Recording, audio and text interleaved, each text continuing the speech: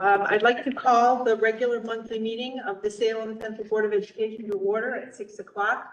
Would people please rise for the pledge? Allegiance to the flag of the United States of America and to the republic for which it stands, one nation, under God, indivisible, with liberty and justice for all.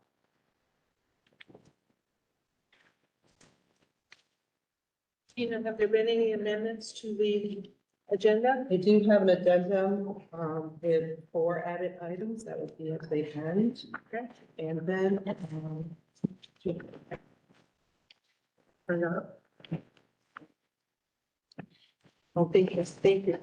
Then on item 7.5 under appointments, we just need to change the effective date for Jay Lori's long-term sub-appointment to be effective April 18th. Thank you very much. Can I just ask if you can clarify, you said 4 on the addendum, I see 3. Under 1.3, there's 2 items. I counted. Okay, A and, Yep. okay, got one. Yep. Okay, thank Sorry you. about that. Just want to make sure I wasn't missing anything. No, that's okay. So we do have some important activity to start off our meeting. So I'm going to turn it over to the superintendent for introduction. Okay.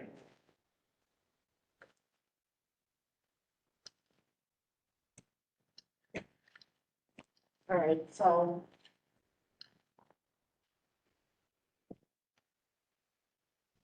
I feel like a stand-up comedy. All right, so to start the evening, every year around April or May, we have the pleasure of appointing tenure to some of our faculty members. So what I'd like to do is, before each appointment that we are recommending, I've asked the administrators to just present a little overview or something about each candidate and what they bring to Salem CSD. And I am filling in for Mr. Switzer. He is unable to attend this evening. So I'm going to read some portions of his wonderful letter of recommendation for Amy Froelich. And Amy will come up in a minute. We'll present to you. Would you like to come up now?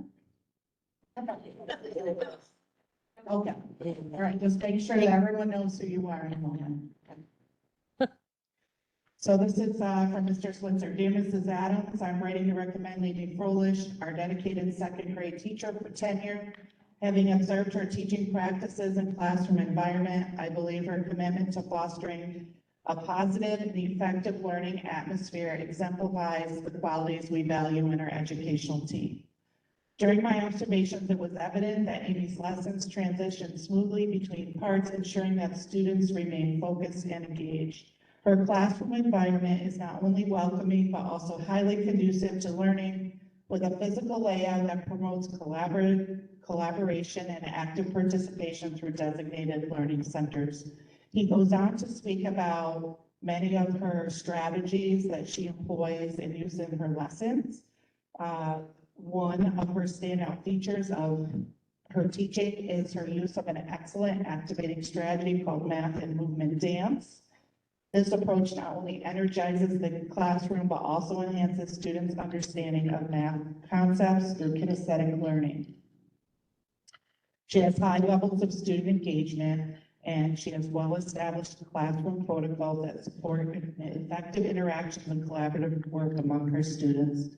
She also employs different strategies and prompts that encourage students to articulate their thinking and understanding, and summarizes and has summarization strategies that help students synthesize their learning, ensuring they retain and apply new knowledge effectively. Amy's ability to create structured yet flexible learning experiences has significantly impacted her students, fostering a sense of security and enthusiasm for learning. I wholeheartedly support her candidacy for tenure as I am confident that her skills and dedication will continue to enrich our school community. Sincerely, Mr. Damian Switzer. So I know that he would do an amazing job to be here and have so much more to offer, but I thought that was an amazing letter of recommendation, and it highlights exactly what Amy brings to us every day. But it doesn't highlight her smile and all the love that she gives to her children every day. She greets them at the doorway. So come on up, Amy, and everybody.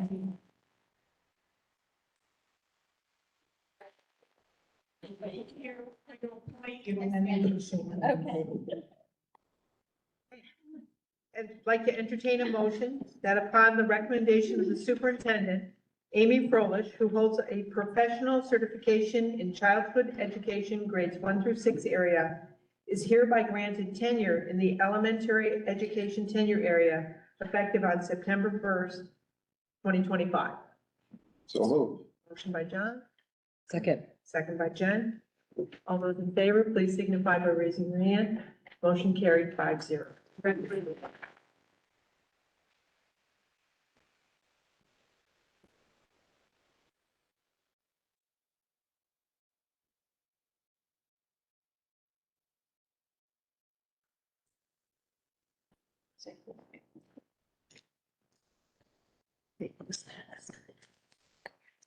All right, I am turning it over to Mr. Moore. So I'm going to stay around.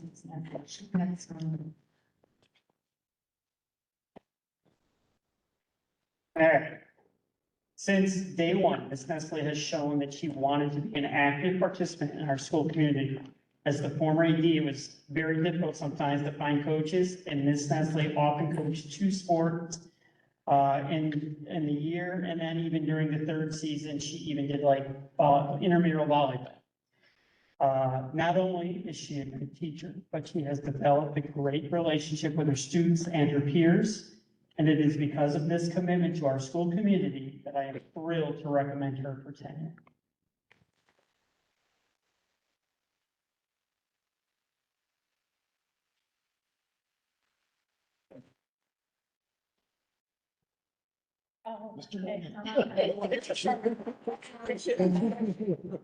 Entertain a motion that upon recommendation of the superintendent, Miriam Nestle, who holds an initial certification in physical education and an initial certification in health education, is hereby granted tenure in the physical education and health tenure areas effective September 1st, 2025.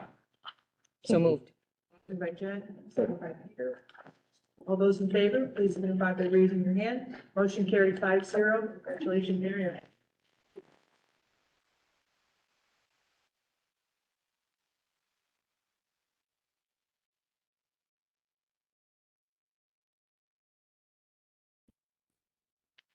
So I, Dang it. So I haven't known Jocelyn all that long, but it's truly a privilege, and it is with great enthusiasm and confidence that I write this letter in support of Jocelyn Nolan as a candidate for tenure for her role as a school psychologist in the Salem Central School District. Jocelyn has demonstrated exceptional professionalism, compassion, and commitment to student well-being. Her deep knowledge in the field of school psychology, combined with a warm and approachable demeanor, has made a meaningful and lasting impact on both students and staff. She consistently provides insightful support and guidance for students facing a range of academic, emotional, and social challenges. It is clear that students trust her and feel seen, heard, and valued in her presence, an essential quality in this critical role. Beyond direct supports to students, Jocelyn is a valued team member, collaborating seamlessly with teachers, administrators, and families. Her contributions during meetings are always thoughtful and solutions-oriented.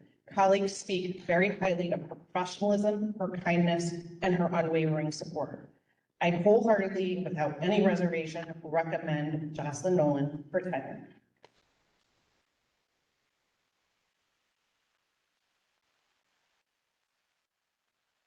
A motion that upon recommendation of the superintendent, Jocelyn Nolan, who holds a permanent certification in the school psychologist area, is hereby granted tenure in the school psychologist tenure area effective July 15th, 2025.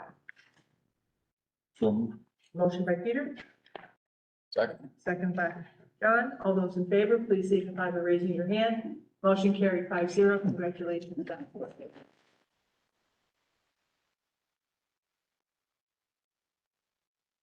I'd like to pause the meeting for a little celebration so we can congratulate each one individually. Thank you. Do we have cake? Yes. It's like, Yeah, before we slice the cake, can we just get a photo with our 3 tenured candidates on that tenured Not teacher? candidates anymore. Yes. They are in.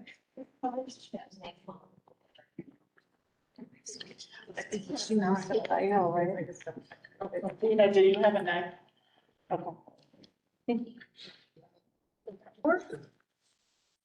Okay, so part of our superintendent's report, as we had discussed, I don't recall if it was last meeting or the meeting before, but because we conducted a refresh on our blueprint for excellence, our strategic plan. This year, we had a refresh process with our community in December. And then as we did the work to complete and update the document, it was February, March. So because we were in the middle of that process, we didn't conduct our quarterly updates. So I recommended to the board and the board accepted that we would go through. So we have 3 district priorities and we discussed that we would review 1 priority a month, April, May, and June. So we are going to just take a look at academic success for all tonight and where we are in the district. So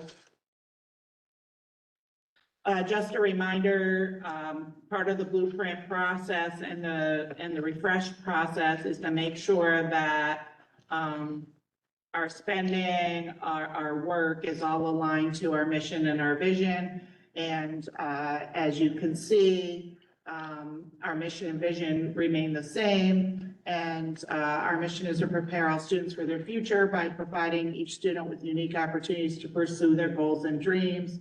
And the vision is similarly related to empowering all members of the school community to be invested in lifelong learning, growing, and becoming future ready. And that's really where our tagline comes in: every student future ready. And again, just a review of our core values.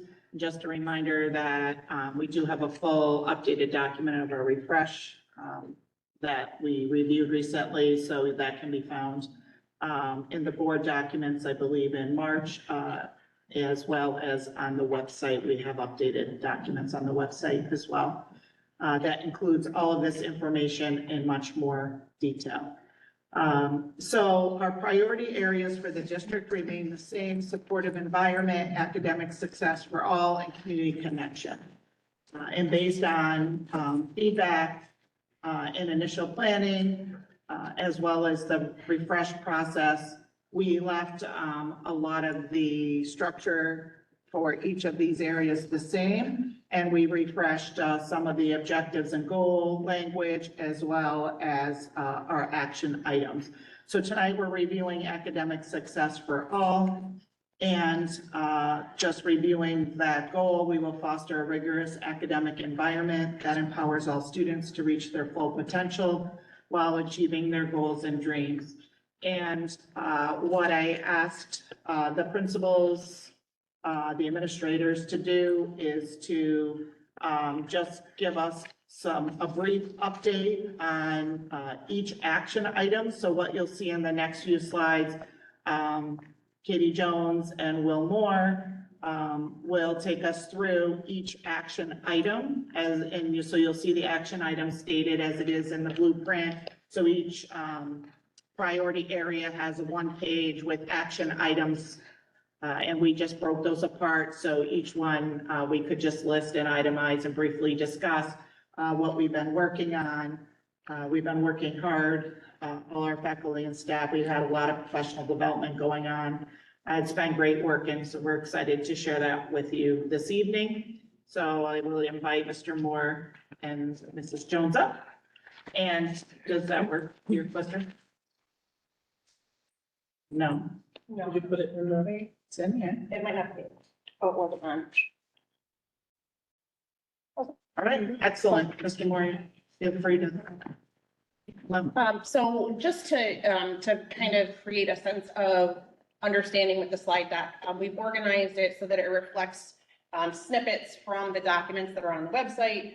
You'll see the action steps, the building goals, in keeping with the district's mission and vision, as well as the established district priorities that Mrs. Adams just mentioned for 23 through 28. The district level faculty and staff, along with those in each of the school communities, are working together to achieve the following district goals.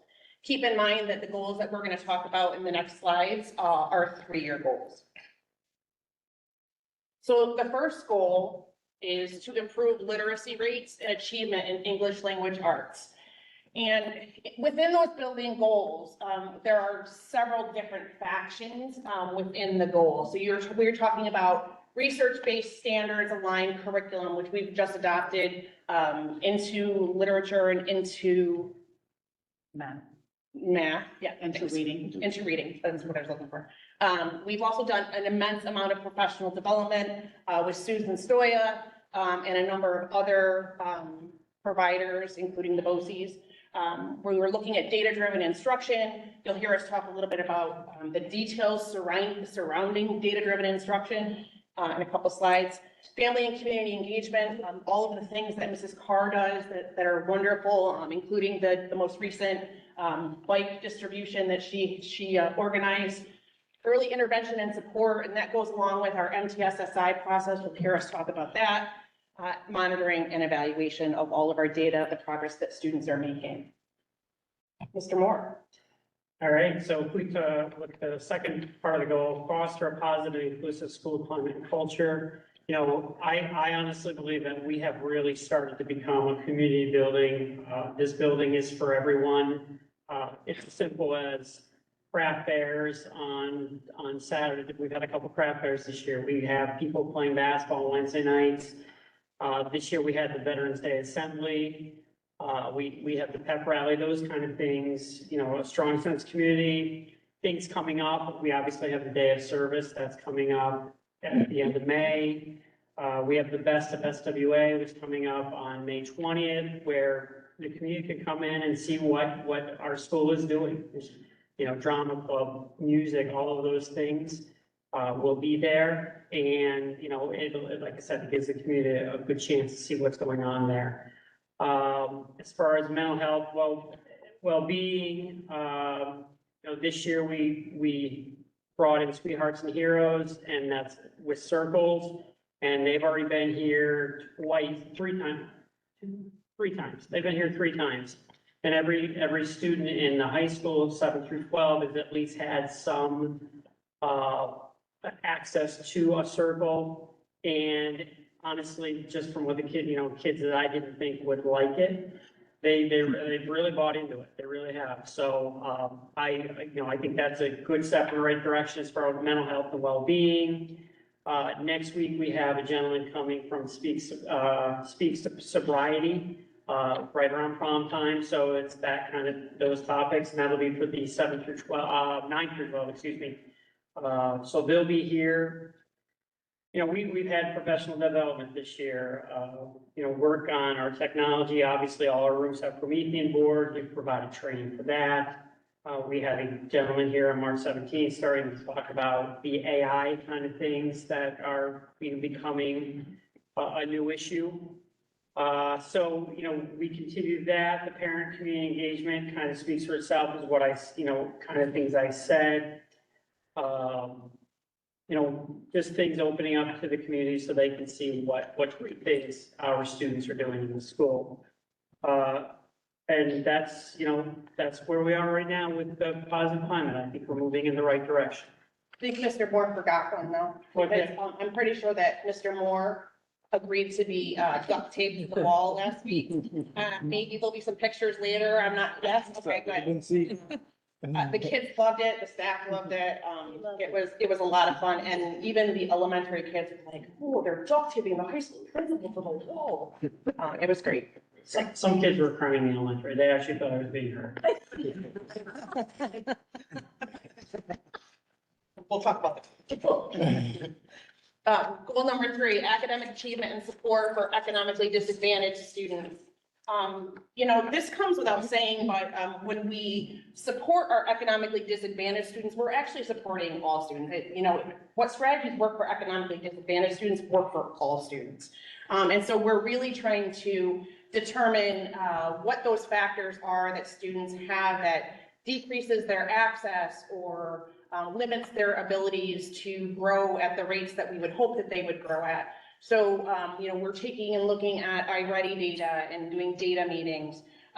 We're looking at different models of enhanced academic support, access to resources, again, family and community engagement, more professional development. Mr. Switzer coordinated some training with Linkit. Linkit is a system that we have purchased that allows us basically to dump, for lack of a better word, all of our data into one central repository and allow us to pull reports out where you might have had, an array of 10 sheets of paper on a table. This now allows you to put it all in one central place, look at it, understand this is impacting this, or I have another question, or what have you.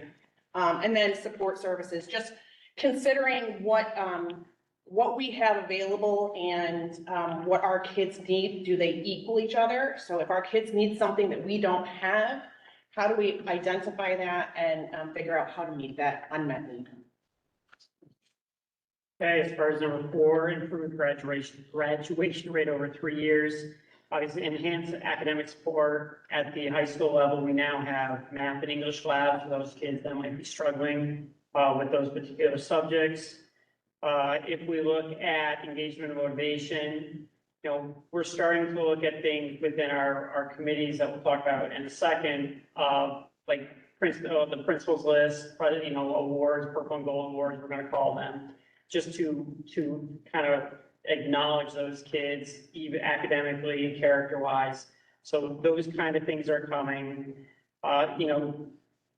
Katie mentioned Lincoln already. Obviously, it's at the high school, but that's going to be a valuable tool for us if we start looking at the data. And if we look at the graduation rates in the state, the average is roughly about 86%. Last year, we were at 88%. And I think this year, right now, our numbers look like we're trending slightly higher than that. So again, we're moving in the right direction.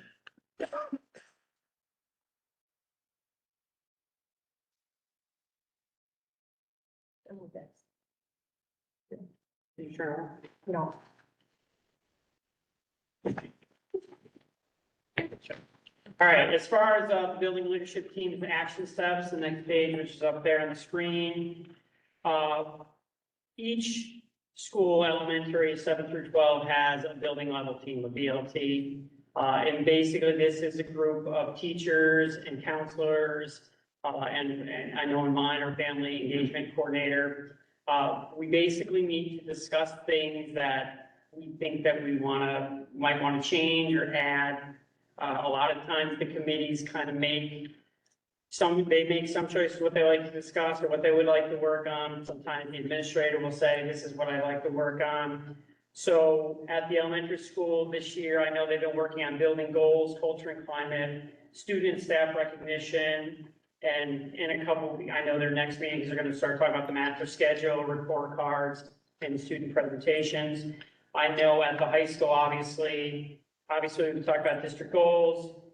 We've talked about positive inclusive climate, which has been a big one for me this year because I felt like that was something that needed to be done. Student recognition, which I referenced earlier, improving attendance, which is obviously a problem not just in Salem, but pretty much everywhere. We talked about the Best of the SWA event, which is coming up and upcoming for us, obviously with possible legislation coming down, that cell phones will be banned bell to bell, that the kids should not have them. So we're looking at possible options, how we can best honor that legislation. I should also say that we also have a scheduling committee that also needs to discuss, kind of things that maybe we want to see in the schedule or whatever improvements. We just kind of talk about what we can do because obviously we're going to be looking at the master schedule soon also.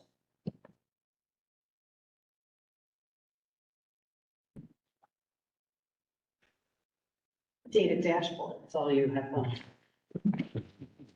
Our next action steps include the use of data dashboards that will help us track student performance data to identify student strengths and learning gaps.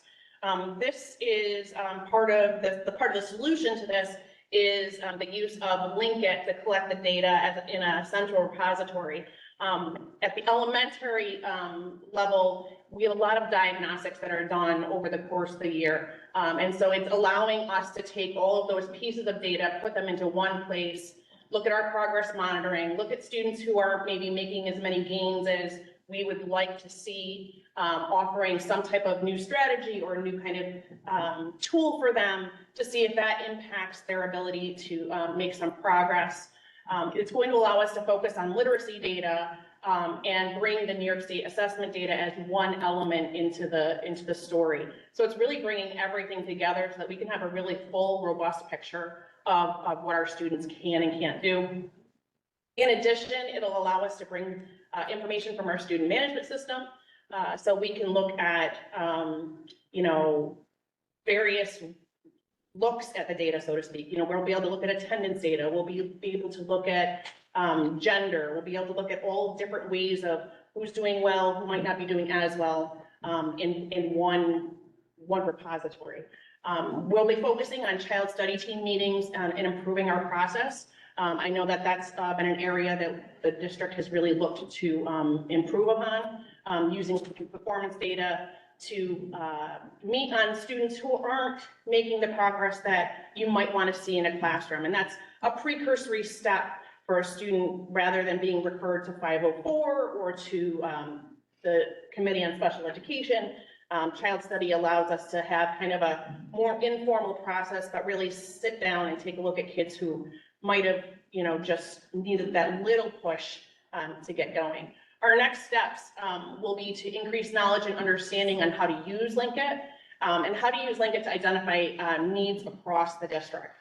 So there may be things that we can't put together because they're all living in different silos right now, but by putting them into this central repository, we can see them side by side and identify areas of strength and weakness.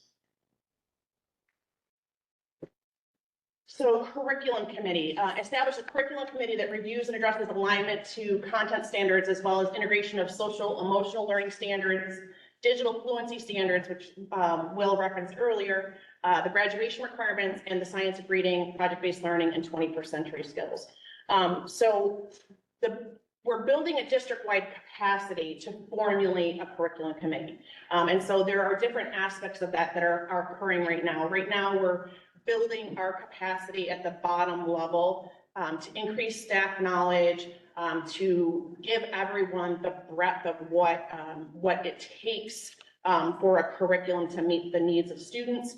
So we're looking at the computer science, digital fluency, the science of reading. New York State has implemented a new requirement that your literacy reading curriculums must meet a specific set of standards against the science of reading, and that will go into effect, I believe, September 1. And so we will have to attest that we have met all of the 6 pillars, as they call them, of reading. And if we don't, or we can't right now, we have to give them a way that we are going to be able to meet that by the next year or so. Social emotional learning and numeracy. With literacy, New York State has placed a significant effort and amount of time on literacy in the last year. They are now going to focus on math. So for those of you whose passion is math, you're getting your time right now. It'll happen in about a week. The state is going to release its numeracy information and sharing that out and really kind of bring it to the forefront to see what we can do with math instruction for kids. Part of this work is also to implement what is called the DESA.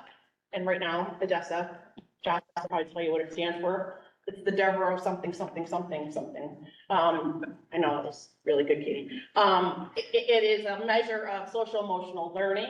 And that is something that New York State has also mandated that school districts measure for their students. And so we have done this in the past, and we're going to implement it fully into the next school year to better understand where our kids are in the continuum of social emotional learning. And then building self-assessments across areas to determine starting points.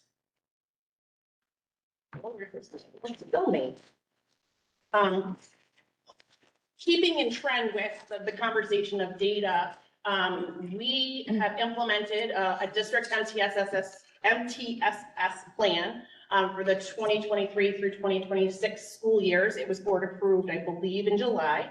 That plan is in the process of being implemented through the CST process. It takes time. It's a process that we really need to put into place, see if it's making sense, see if it's doing the things that we need it to do. It's giving us the information that we need. With that, you always find different things that you can do differently. And so one of the things is we hope to be able to use Linkit to better serve us and create efficiencies in the process so that it doesn't take us as long to be able to collect information and assess where kids are and where they're struggling. Our next steps are to increase the understanding of MTSS across the staff and fully implement it here in Salem. And then look at our process for referrals to CST, which is part of the MTSSI plan, and implement it with consistency K through 12.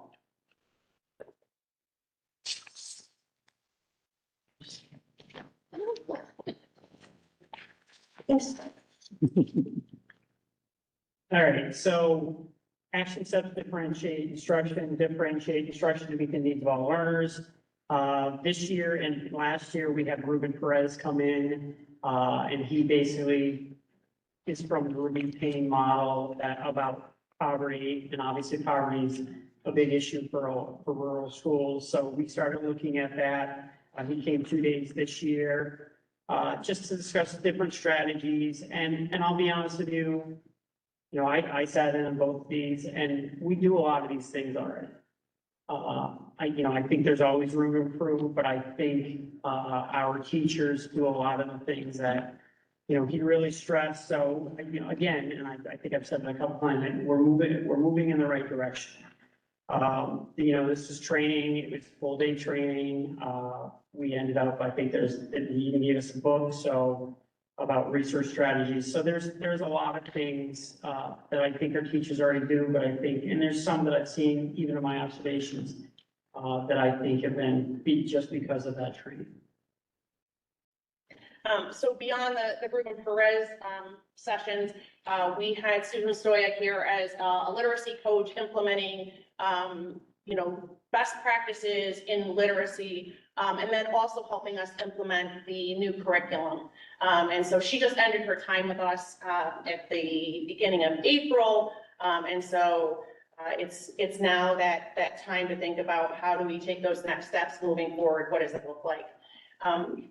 We are in the middle of a realignment of the special education continuum. And just to kind of translate that means is within Salem, we have currently 3, soon to be 4, self-contained classrooms that serve students K through the age of 22. And those classrooms are broken up into different levels. In May, we will be adding another K2 classroom to serve students who have some emotional needs, don't have as great a need for academic supports, but more for their behaviors and social emotional learning. And so we've been working with Chelsea Place to look at what the future holds for education. As we know, New York State is revising its graduation standards. And so we're trying to be proactive in our approach in aligning the continuum so that we are giving students the best tools possible for when they exit into our community. So when they leave us here at Salem and they go out into the community, that they can be productive citizens, whatever that means for them. And each child should have the opportunity and should be afforded that. And so we're really doing some hard work on figuring out what that looks like. And then this past summer, and fall, Dr. Kelly Brock came in and did some co-teaching strategy and worked with, a lot of our folks, to really kind of just fine tune, the tools in our toolkit, and just keep us going on the right path. So turn it back to Julie. Okay, so put this on. Next steps. First of all, I just wanted to say that, as you can see, there's an incredible amount of work that has been happening over the past. We really started a lot of this work last year, and this is a continuation. One of the things that, when I started as superintendent, I saw a lot of feedback from the different stakeholder groups and from the teachers, faculty, counselors, and support staff. A lot of the feedback was we start things and we never finish it, or we don't get the supports to really do it well. And there was a lot of desire, I think, for the professional development and the resources to be successful. And I really can't say enough how important that is, that we have a faculty and staff who want to really be on the cutting edge and meet the needs of our students, of the new curriculum, and they love the professional development, the opportunities to really be able to utilize the resources that are available to them. And there's a reason that these are 3-year goals, because it is a lot, but as you hopefully can tell, as a lot of these all fit together. So they fit into our priorities, but they also all complement each other and really create that full experience for our student. And I think also, again, a lot of credit goes to the administrators, the building level teams, that as they're working on this, they're weaving all of this together. So we appreciate that. And we look forward to the updates on supportive environment. That will be in May, and then our community connection in June. And you will see some overlap even into the supportive environment. You will see some of this coming back, because a lot of what we do is not in isolation. And, you know, a lot of this is about systems, curriculum, having the resources and the professional development that can meet a multitude of needs. And that's really what we're looking for to create the systems and efficiencies so that we financially are able to do more with less money. So things like the Linkit, the data warehouse that we were talking about, the multiple tier systems and supports, and I'll talk about a few more things and as I move on in my board report. But over time, you'll see that these all fit together, and they're going to make some of the other work we're doing easier to implement and to take to the next steps. Because one of the things that we talk about a lot when we're having our post-observation meetings after we observe the teachers is not, they're not gotcha moments, but talking about the strengths and how to keep stepping up the game, right? Like, how do we keep getting and improving in that student-centered realm? So it's very exciting. We will have a recap of those building district level goals. And again, because we're small and we share facilities, it's really been a desire of our K-12 staff to really see graduation rate and a lot of our goals and our district goals as K-12 goals, as opposed to these are elementary goals and these are high school goals, because it all works together. And so we'll see that again in supportive environment and community connection. We will continue to monitor the progress academically. So right now we're in the New York State assessment phase. We'll be wrapping up end of the year diagnostics, collecting data. And a lot of the collecting of data, I don't want people to think that we're just kind of just sitting there all day, you know, filling in bubbles. A lot of what we collect and do is informative ways. So formative assessment is really in the process of doing the work. whereas summative is, what did we learn at the end of the unit or the end of the year? So we do take a lot of that data and collect it in different ways that sometimes it may not even be, evident to maybe students that we're collecting the data. And so we can take all that, put it together, but plain and simple, the measures of success are always kind of go back to graduation rate, our Regents results, our New York State assessment results, because we have a baseline and we can compare ourselves. And as much as sometimes we say, hey, we try to look at what we're doing in terms of the needs of our students and the uniqueness, it is nice to be able to compare ourselves to others and know that we're doing a good job and that we are meeting the standards or exceeding the standards. And especially, I think, as we're coming out of the COVID gaps in the labs, that it's important to see that although, we've shared over the past year or two that our high school results and middle school level results have been really great and strong, and we've been recognized in the region for that we have those COVID gaps for our younger students that we have been working on and that are a concern for everyone, not only here, but across the state and the country. And we are making that progress, and a lot of these tools and resources are helping that happen. So we will share with you, unfortunately, getting a lot of the data together and the results and the comparison results are slow going. So the state releases those in chunks throughout the school year, and we're still getting the end of 2023, 24 results are just finally being completed on the New York State report cards for schools.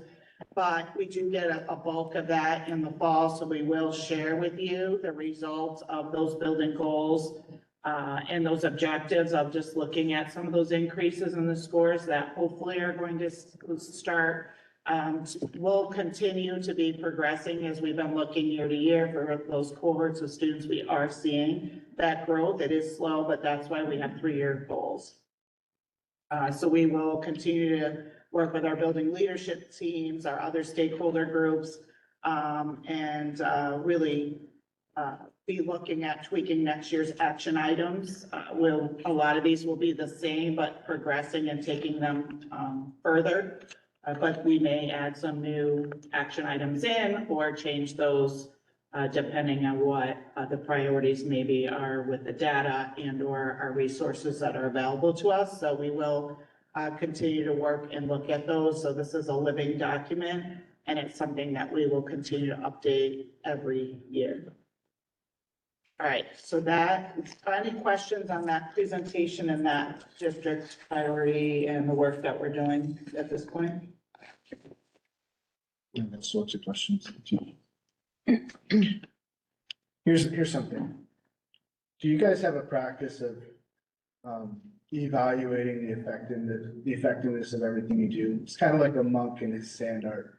A monk will create this beautiful masterpiece of a project, a beautiful sand art, but then he'll remember to wipe it clean because you don't want to be attached to such a beautiful thing, and it's a good practice.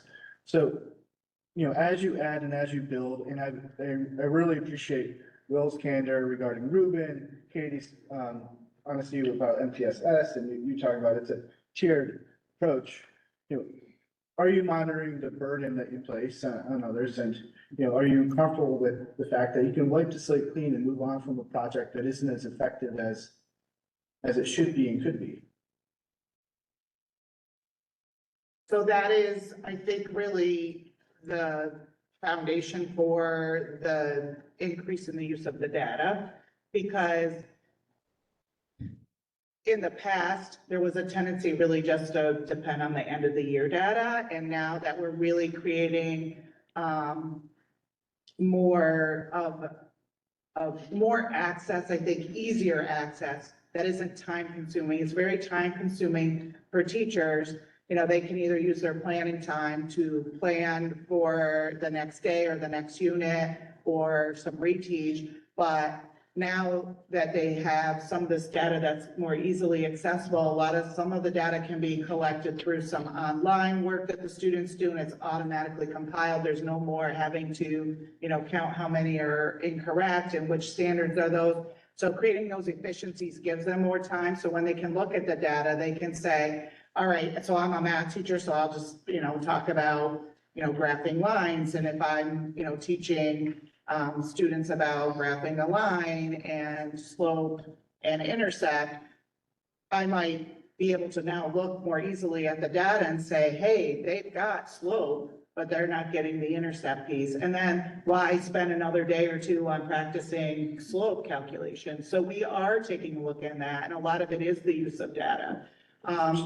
I think in education world, I would say that it's a little more difficult than wipe the slate clean and say, this isn't working, we're not doing it, because we have standards that we need to achieve. But it's looking at, I think, maybe giving the teachers and administrators the information, the data, and the resources so they can know, are they heading in the right direction? Are they spending the time on the right things? Do they have the right resources, or do they need other resources? I think that's the important piece.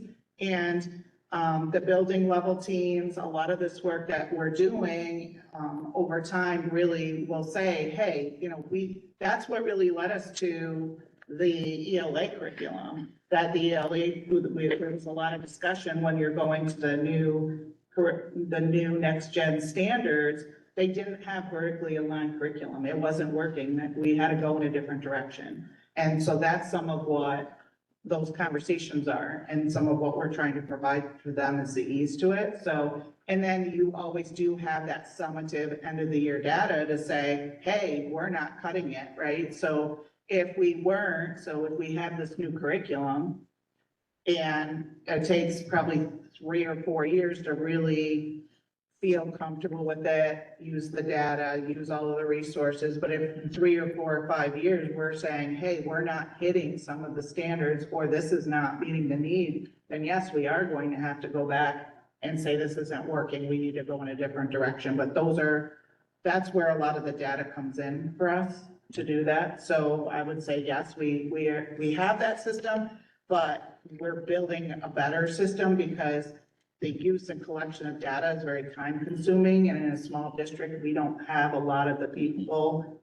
that larger districts do that just focus on data collection or data analysis, or walking into the classroom and saying, hey, Mrs. Froelich, I was looking at the second grade data and here's what I think you should be doing. She's got to work that in, or she, as a team, they need to meet together and work that out.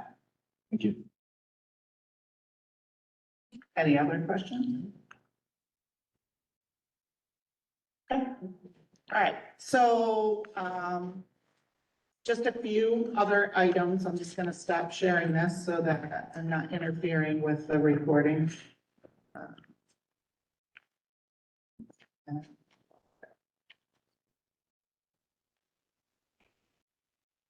Okay, just a few quick other items on the board report. So upcoming, this is the time of the year where we start thinking about a lot of the mandates that we need to comply with. So over the next few months between now and the end of the year, we'll be talking about review of the code of conduct, where we have a district level safety committee meeting, I believe this week, and we'll start making a plan for just reviewing the building level, district level emergency response plans. Is there any mandates, anything new that we need to consider or update in that?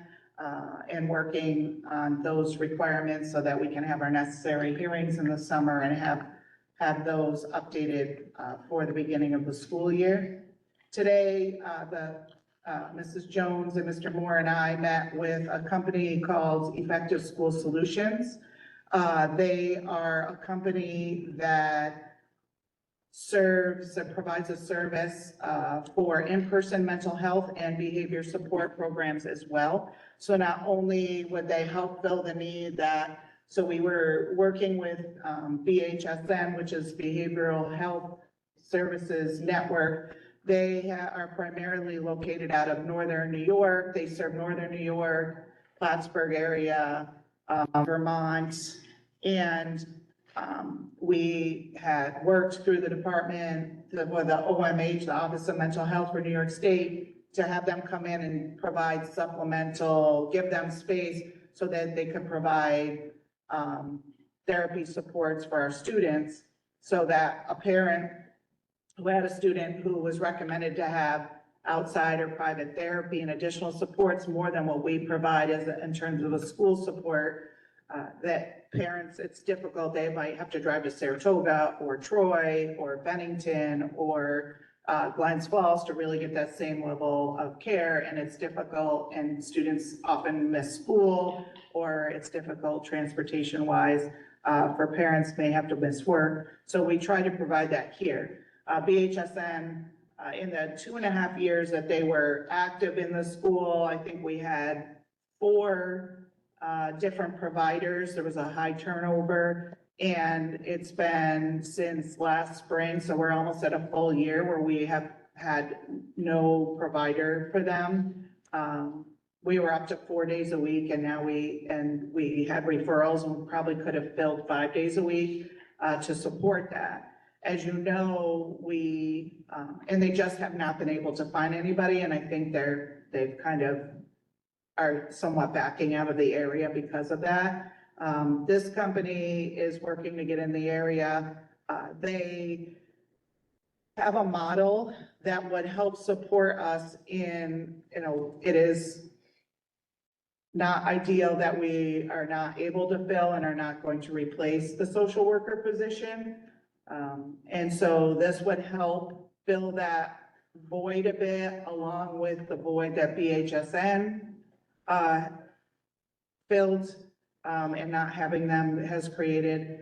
In addition, they would work with us on behavioral support programs possibly, which is like the tiers of MTSS, multi-tiered systems of support. So working with teachers on classroom strategies and behavior strategies, chronic attendance issues, really working and embedding themselves in the schools to work with the school community. So it's a little bit of a blended model of what the social worker and BHSN might provide together.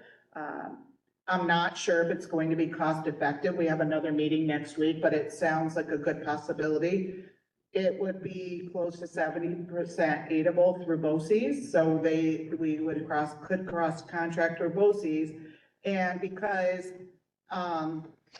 it starts to dip into the high cost aid for special education, there still can be Medicaid building. They work with us. It's research-based model. It's highly aidable, and it's customized to our needs. So it's something that we are researching and very interested in. I think the other piece is what they talked about is similar to what we're doing. We're trying to start to tuition in students. BOCES is struggling with staffing. They don't have space, and there's a long waiting list. And as you know, we've had to create our own programs here to serve our students. And so we're creating our programs and we're tuitioning in students. And it is also, there are some needs, so it's similar to what we're building in K2, where we just need smaller environment for our students. It's more of a therapeutic program or approach. Students who might have, they might have trauma, history of trauma, or some behavior issues or some disabilities that anxiety, depression, that they need a therapeutic approach. We could also tuition in students that would come in to our district and be regular education students, but could have some of these additional therapeutic supports through this company. And they said that that is a model, and it can actually, if done correctly, which I think we have the ability to do that. So as you know, Katie Jones used to work on the BOCES end, so she's very highly skilled in knowing and understanding how to kind of put all of that together. And so I think there is an opportunity that there might be a small amount of upfront money that I think we can probably do some trade-offs. As I said, I've been looking at some trade-offs in BOCE services that maybe we're not fully utilizing, but that might give us the opportunity later to tuition in students and to continue to support. We have had a lot of interest and conversation. So as we're adding some programs, other districts right now are struggling financially and they're cutting programs, or they're looking maybe for a less expensive option than BOCES, and we're closer for transportation wise.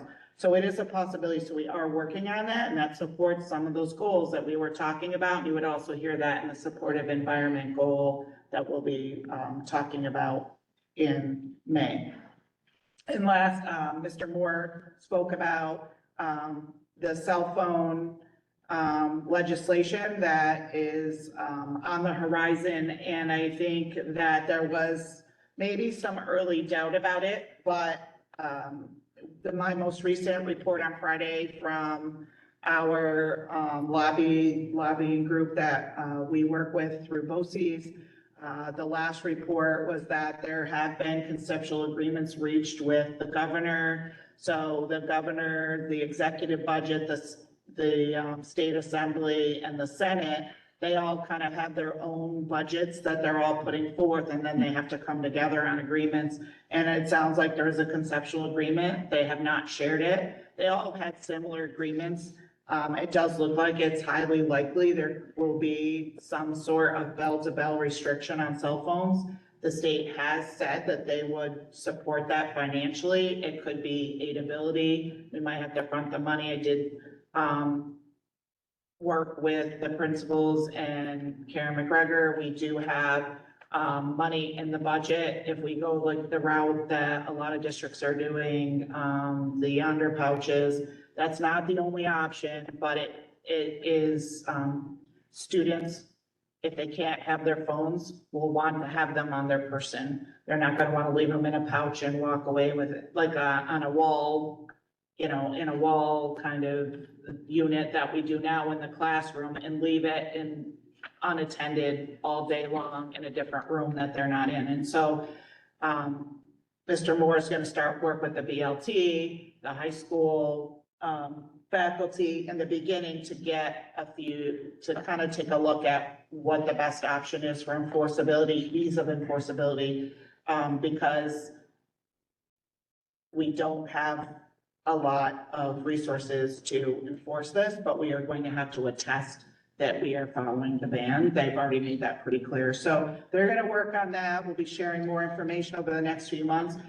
They could pass the budget next week. They might not pass it until June, and we need to have a plan in place before the end of the school year so that everybody, the students, families, we all have time to process that and what it may look like for the future. So that is highly likely, but I do want you to know that we are working on that with the high school. And finally, I met last week with the superintendents of Greenwich and Cambridge, the interim superintendent in Cambridge right now, Mr. Canini, and the incoming superintendent, Mr. Ducharme. And we are working because we are seeing more and more on and off again type mergers. So we have some that are pretty consistent mergers. So we have Blood Cross that we're phasing in, but we're not sure how long it's going to last.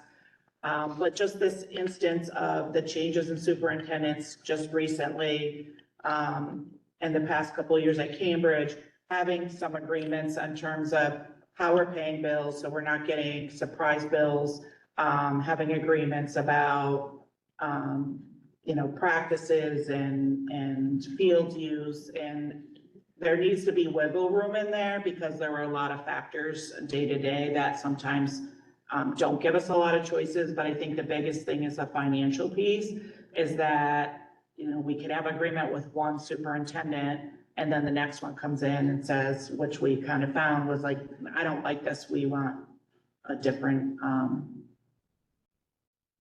expense sharing model.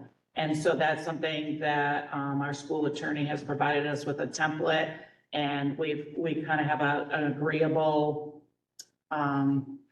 kind of, I think, framework for that, and then I'll share that with the ad hoc board committee. And then we'll bring that to the board, so that is something that I would imagine by the end of the school year, we'll have something that would be approved by the boards and attorneys that we can present to the boards, and hopefully that will give us a sense of knowing what our future expenses are. So that's it. Those are my updates right now. Thank you very much.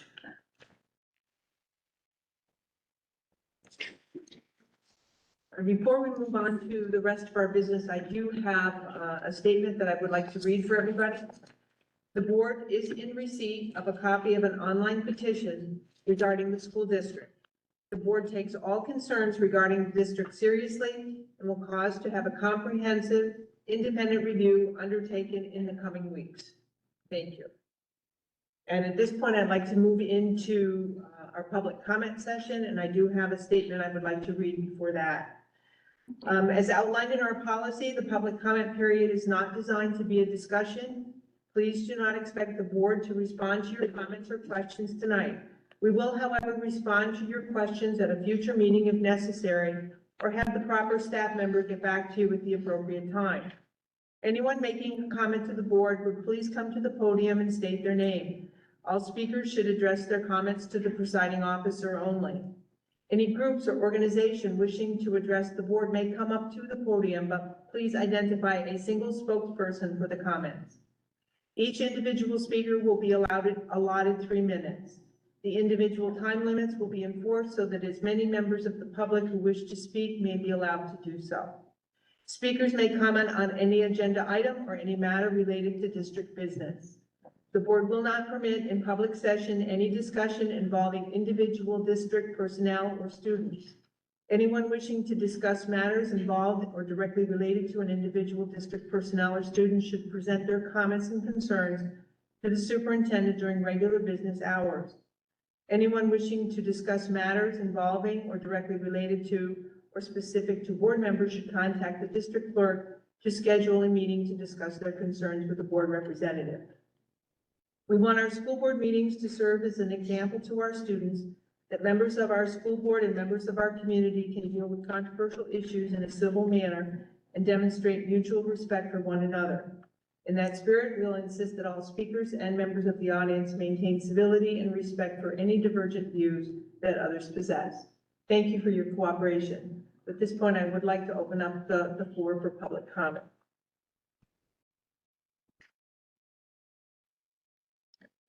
Mrs. Jones, can you make sure the microphone is on? Thank you.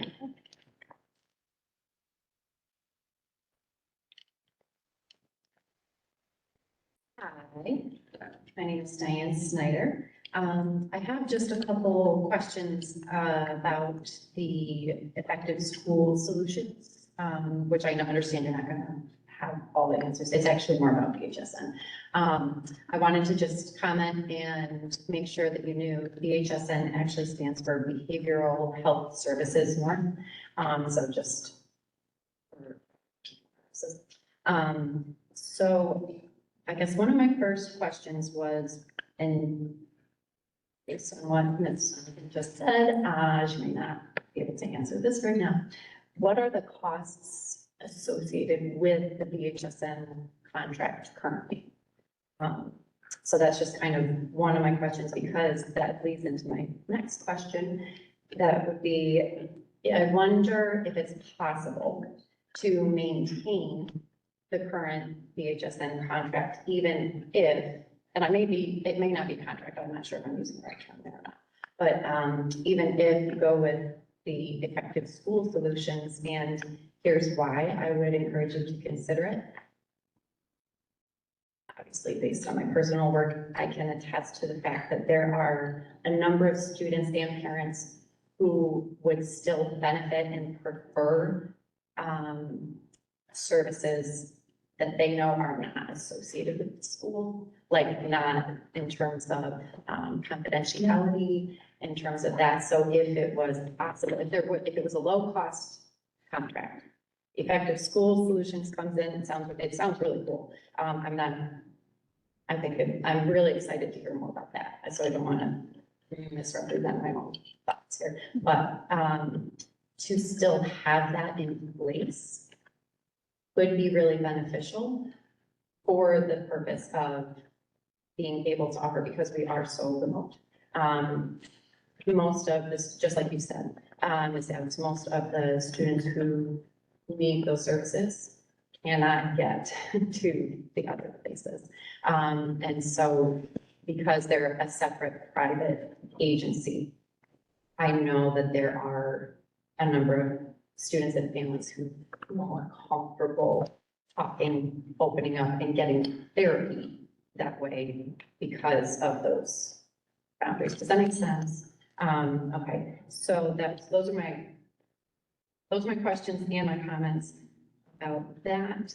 I think one last question, and I apologize if you answered this, in regards to not having a social worker, thinking about maybe effective school solutions for, I'm not sure who is, the IEP counseling, and this may not be something you can answer, I don't know.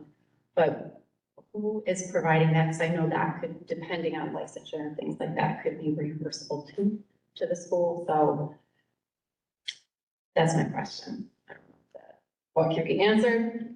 No?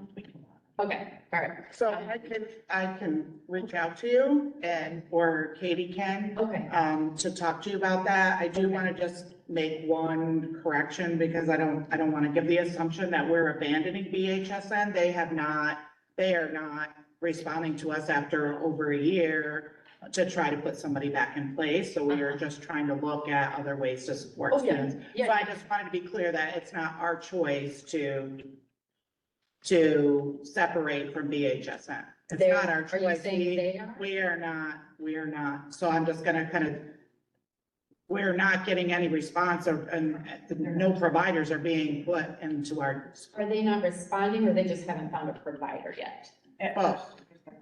Now it's. Yeah. Just nothing? So Okay. I just want to be clear that we're not abandoning that. So just No, for yeah. everybody, just for any other future comments, Okay, but we can reach out to you Yeah. and kind of answer those questions. So we Okay. appreciate the ideas and feedback yeah, as we're considering other options. And it's not- absolutely. Yeah, I know, yeah, okay, well, I think. Also, I would totally support just taking cell phones away altogether from students. As a therapist, I will tell you, I will talk to any parents. I have research, I can help show parents. Yay, that's my comment about it. Sorry.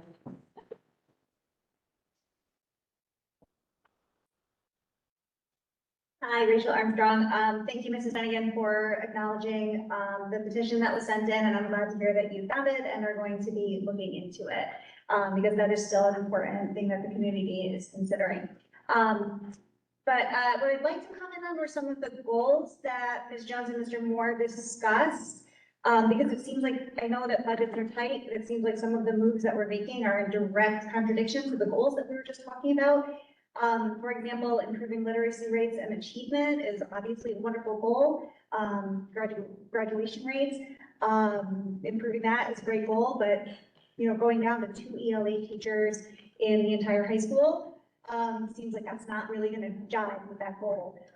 Especially because I can't imagine how we're going to have as many English labs and one-on-one opportunities or small group opportunities with only 2 teachers for a couple hundred kids. As to the mental health and well-being, that, you know, I'm glad to hear that you guys are exploring something new, but, you know, the fact that we haven't been able to maintain consistent counseling staff, that we're decreasing the counseling staff, I do hope that that new program works out to improve the mental health and well-being goal. And then, you know, all the talk about data and using the new program, that's terrific. But again, how is that going to actually be implemented when staff is being pared down so much, when there are big class sizes, when teachers just don't have as much time to implement that data, you know, in a one-on-one way, when, you know, just thinking about my own daughter's grade when she goes up into 7th grade next year. I know at one point we were talking about hopefully having 3 sections, But, you know, with two ELA teachers, I don't know how that's going to be possible. So, you know, those kids are still gonna be in groups of 26, which is obviously not ideal, especially if you're asking a teacher to, in 42 minutes, implement, you know, all sorts of data for those 26 different kids to differentiate for them. So I just would encourage the administration and the board to consider how these cuts are going to affect the goals that we're putting into place. Thank you. Thank you.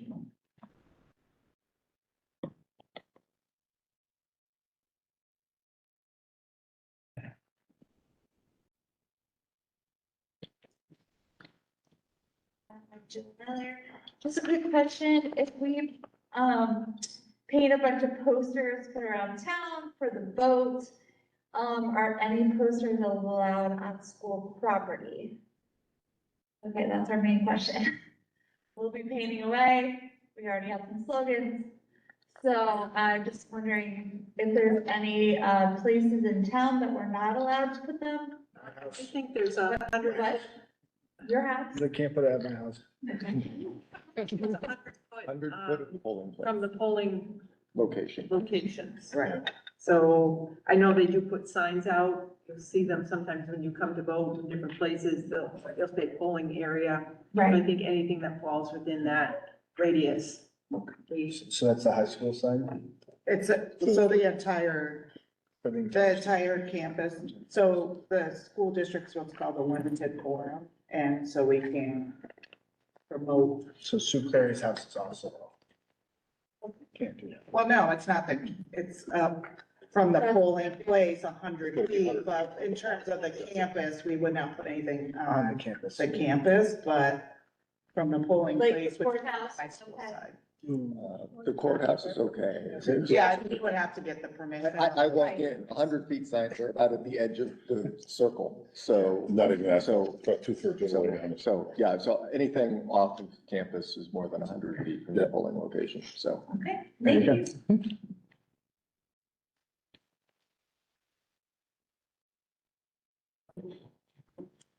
Amy Maxwell, congratulations to our 3 teachers that received tenure. That's really exciting. Thank you for going for the 8%. I appreciate you taking that risk. Just wanted to give you a couple of, keep going. WADA, just an update for you, WADA and Masia are making plans to do a phone bank. We are gonna have a list of people within the community, and we are currently planning 4 days after school, where we're just gonna get on the phone. Hey, get out and vote, don't forget, there's a vote, support the vote, can answer any questions, you know, those kind of things. Just encouraging people to vote. Just as a board, school administration thing, please get the word out about the best of SWA. It'd be really awful if we were all there and nobody showed up. So please get invitations out, post it on Parents Wear, get it on people's schedule. The spring is super busy. Elementary parents are balancing baseball and softball and high school. It's a lot. So just get the word out, make sure it gets on people's calendar if they can make it a priority. And just kind of speaking to the goals, and a couple of the other comments, just administration, Board of Education work together, really look at a plan and a structure, that's gonna work and support our teachers and our staff and our students going forward. Thank you.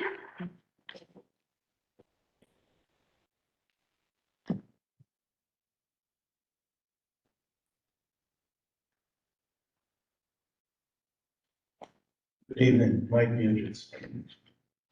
I'd like to congratulate all 3 of the teachers receiving tenure this evening.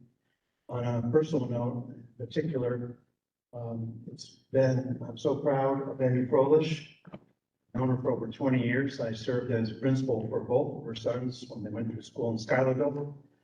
And I can attest to her determination and professionalism because I saw her raise her children and went to school as a non-traditional student, received her teaching degree, and was pleased when I showed up on the first day of school with my grandson and found out that Amy was employed here and then later taught my grandson. So I'm very pleased at that, and it was very nice of you to provide the cake.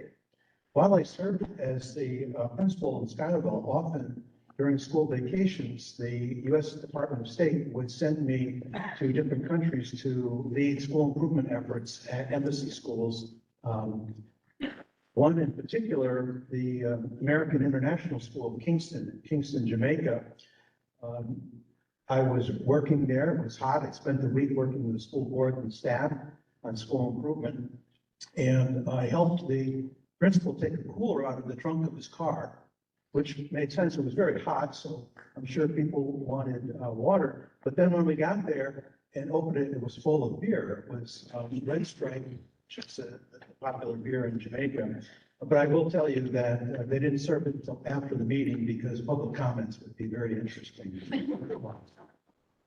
I was pleased to see that the goal for academic success for all, but I would encourage you to expand that so that all includes staff members as well. Because if the staff aren't given the support and the resources they need to succeed, then it's going to be difficult for learners to also succeed. And so in looking at not students, but learners of all ages and stages, it covers everyone from pre-K right through your most senior staff member. And that goal, success for all, there are a variety of metrics. And Julie and the principals have mentioned it. There are many different ways of measuring success. One of them is graduation rates that William mentioned. And similarly, something parallel to that would be tenure rates. By that, I mean the goal is for 100% of the learners to leave 12th grade as graduates. Likewise, the goal should be for all staff members, particularly teachers, that anyone we hire should be given the resources necessary to be successful. By that, I mean that metric of becoming tenured. So it's incumbent upon the school to look at success for all, not just those from 4 years old to 18. I'd like to commend the staff on the extraordinary level of achievement that they have engendered throughout the years. And in particular, it's to be noted that given the extraordinarily high degree of turnover among administrators, for the staff to perform at such a high level is really reflective of their creativity, their commitment, and their dedication. Thank you.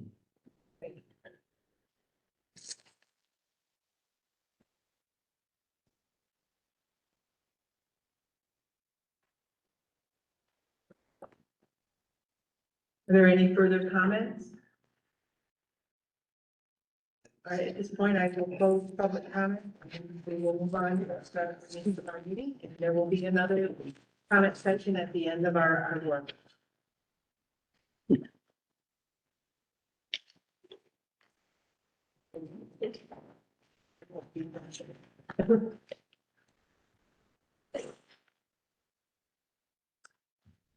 Okay, moving on to the consent agenda. Does anybody wish to remove anything from the consent agenda? Entertain a motion to approve the consent agenda as presented. So moved. Motion by John, Second. second by Peter. All those in favor, please signify by raising your hand. Motion carries 5-0. And we did have, I think, the policy committee looked like maybe it was busy. I don't know if there were others. Yeah, we have a couple of first reads come up later, and we've also worked on half a dozen other policies that will be coming up in the next month or two. Keep you busy. Any other committees have an opportunity to meet between? Finance did meet, but it was before our last 3 board workshops, so everything's kind of been covered more than once since then, so. Thank you. And then we'll move on to personnel. We do have a list of resignations. Does anyone wish to separate list? Then I'd like to entertain a motion to accept the following resignations. Shannon Kozlowski, teacher aide, effective March 28, 2025. Nicole Williams, assistant head cook, effective April 25th, 2025.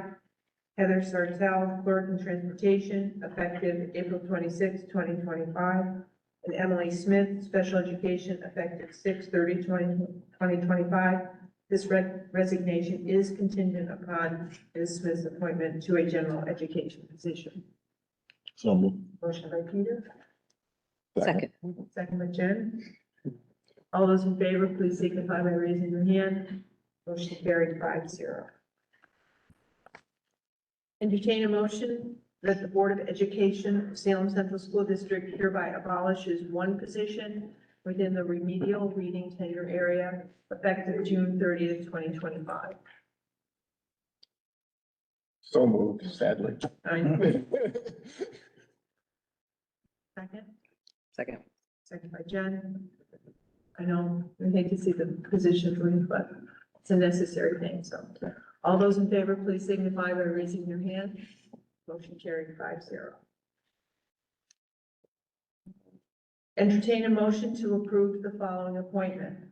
Upon the recommendation of the superintendent, Meredith Junko, who is professionally certified in early childhood education, birth through grade 2, and professionally certified in childhood education, grades 1 through 6, and who has previously attained tenure and has an APPR rating of highly effective or effective in the final year prior to tenure service, is hereby appointed to the position of elementary teacher in the elementary tenure area for a probationary period commencing on July 1, 2025, and anticipated to end June 30th, 2028. I'll happily move that. Okay, John. So, second by Peter. All those in favor, please signify by raising your hand. Motion carried 5-0.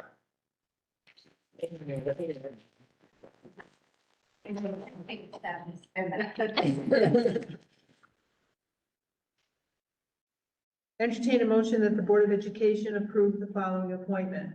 Upon the recommendation of the superintendent, Emily Smith, who has a supplementary certificate in early childhood education birth through grade 2, and an initial certification in childhood education grades 1 through 6, is hereby appointed to the position of elementary teacher in the elementary tenure area for a probationary period commencing on July 1, 2025, and anticipated to end on June 30th, 2029.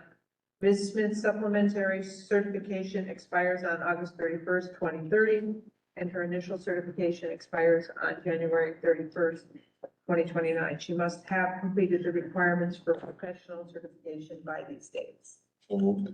Motion by Peter, Second. second by Jen. All those in favor, please signify by raising your hand. Motion carried 5-0.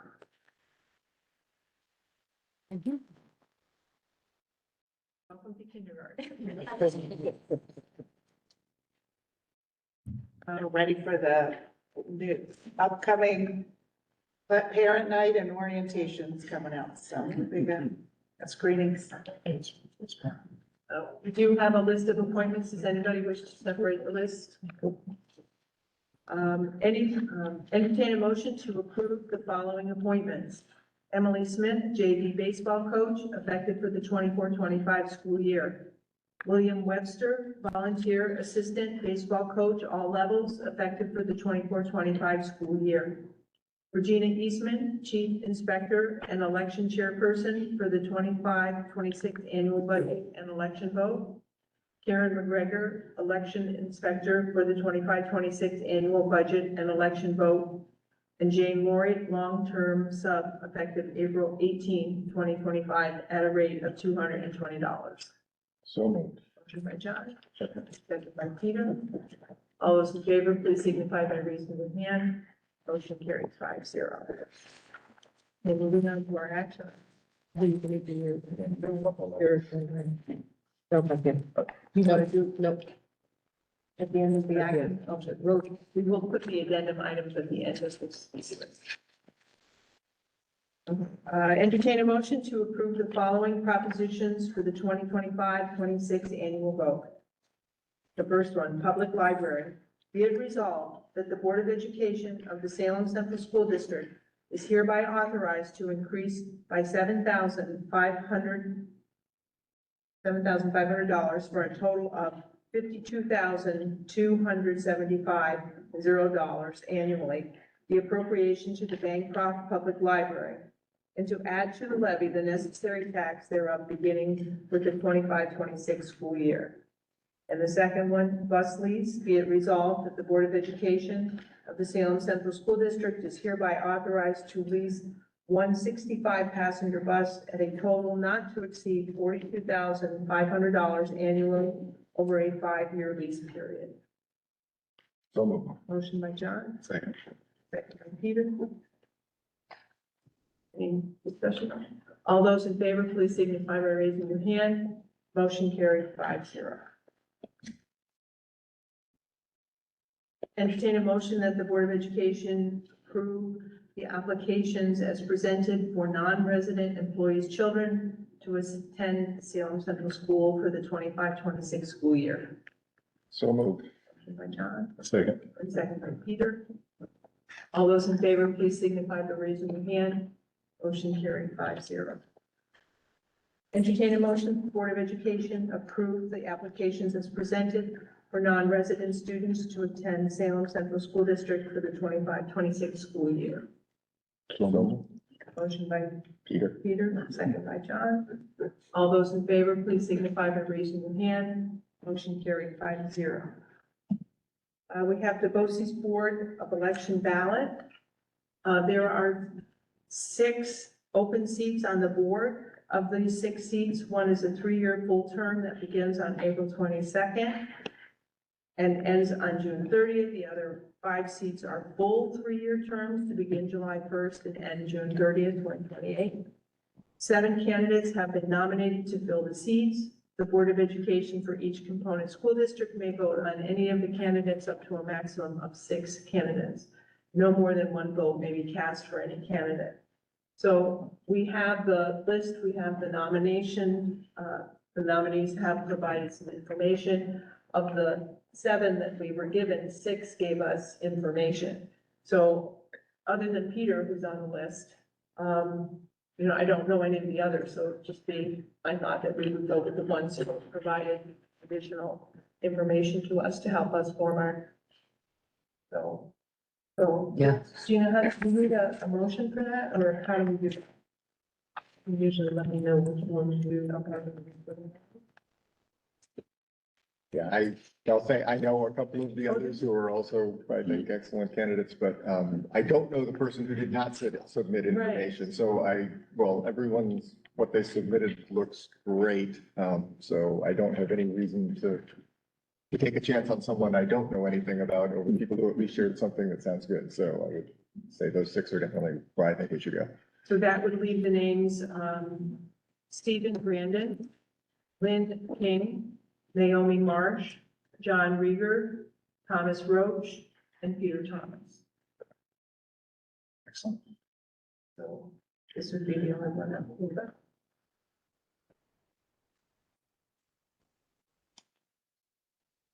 Moving to the BOCES administrative budget, entertain a motion to vote on the following resolution for the BOCES administrative budget.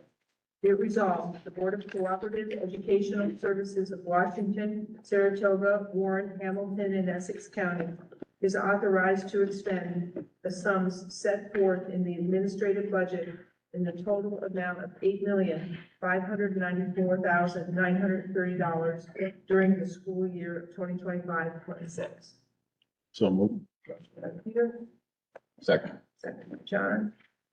All those in favor, please signify by raising your hand. Motion carried 5-0. Having been at the budget meeting, getting hit with the same thing, all of it, with the health insurance, it's a slap in the face to everybody. Entertain a motion to accept the first reading of the following policies. Policy 7470, student government, and policy 1210, board members nomination and election. Motion by Peter, Second. second by Jen. Discussion, question? Yeah, I actually want to talk about 1210 a little bit. And I sent the question earlier too, so I know people have thoughts. Policy 1210, and I don't remember, 1540, I believe it is. This policy 1210 and 1540, I think, 1540, executive session, have what I think is a bit of a conflict in the way they're worded. 1540 on executive session that exists now says that, I think I have it written down here. That executive session can be attended in addition to the board and the superintendent generally by any party.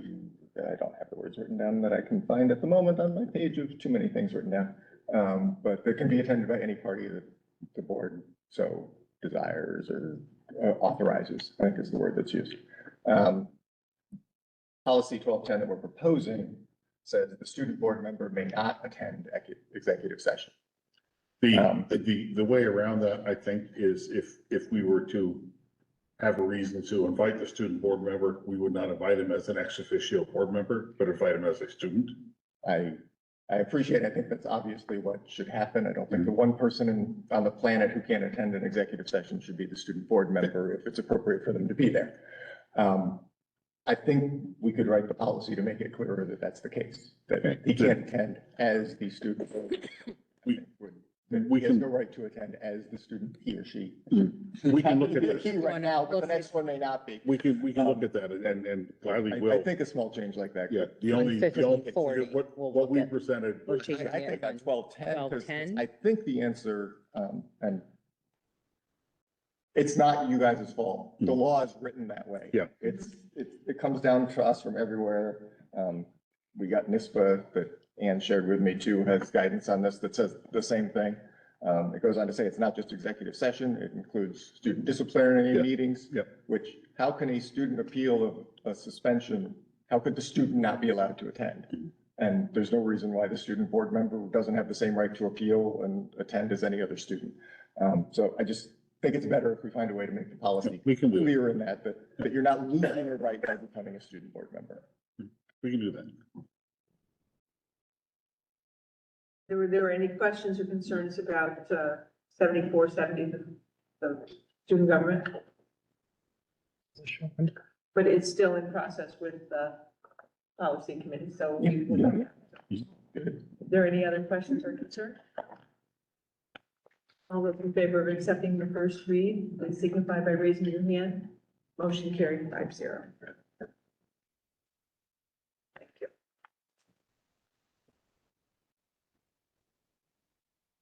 Entertain a motion to approve the budget transfer for April as presented. So move. Motion by Peter, Second, sorry. second by John. Any questions or comments on that? All those in favor, please signify by raising your hand. Motion carried 5-0. Entertain a motion to accept the following, the attached federal awards audit report for the year ending June 30th, 2024.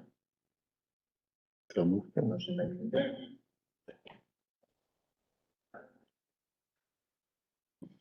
Karen, did you have any comments about the report or? No, this audit is only mandatory if we receive more than $750,000 and the ending of the ARP grants we get. And those are the last ones to be entered in New York State. So it's always this late. It doesn't, I know it seems late in the game, but this was a very small audit overall, but it's normal we receive this late.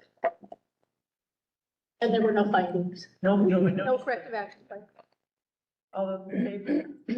Motion carried 5-0. Entertain a motion to accept the following reserve fund report and analysis for the 23-24 school year summary report as presented. So moved. Motion by John, Second. second by Peter. Any questions or discussion? All those in favor, please signify by raising your hand. Motion carried 5-0. Entertain a motion to accept the following donation, $6,302.04 for the Stephen Rasher Memorial Scholarship. So moved. Motion by John, Second. second by Peter. All those in favor, please signify by raising your hand. Motion carried 5-0. That, the nice little, Yes. give it to the memorial. Very nice. Thank you. So we will move over to the, addendum items. Entertain a motion to adopt the proposed budget for the 25-26 school year that is in the amount of $17,233,853 at the anticipated tax levy of 8%, which will require a supermajority voter approval. 50% blood form. So moved. Motion by John, Second? second by Peter. All those in favor, please signify by raising your hand. Talked about it quite a bit. Yeah. Yes. Entertain a motion to approve the following propositions. Be it resolved that the Board of Education for the Salem Central School District is hereby authorized to expend the sum set forth in the amount of $17,233,853 during the 25-26 school year, and to levy the necessary tax levy therefore. Adoption of this budget requires a tax levy increase of 8% based on the 24-25 apportionment and equalization rates, which exceeds the statutory tax levy increase limit of 2.08% for this school fiscal year, and therefore exceeds the state tax cap and must be approved by 60% of the qualified voters present and voting. So moved. Second? All those in favor, please signify by raising your hand. Motion carries. And entertain a motion to approve the following appointments. Susan Neal, election inspector for the 25-26 annual budget vote and election vote. And Cheryl Chambers, election inspector for the 25-26 annual budget and election vote. Motion by Peter, Second. by John. All those in favor, please signify by raising your hand. Motion carried 5-0. So we're back on to other business. I'm leaving the board to order. And thank you for being patient with us and we walk through everything up. So I do have a long report tonight because I was not here at the March board meeting. So it's everything from the February board meeting to tonight's, as well as what will be happening in the next month for everything.